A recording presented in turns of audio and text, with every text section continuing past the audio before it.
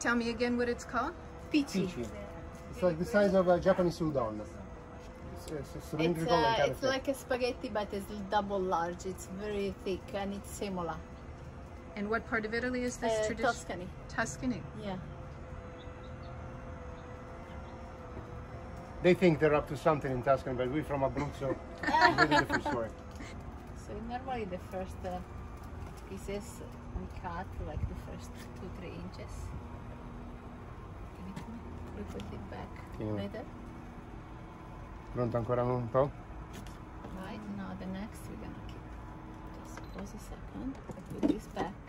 Taglio anche questo? No. Go.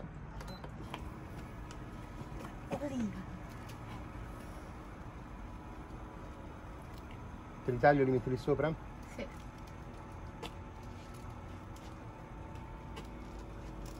little longer. Go. Sì.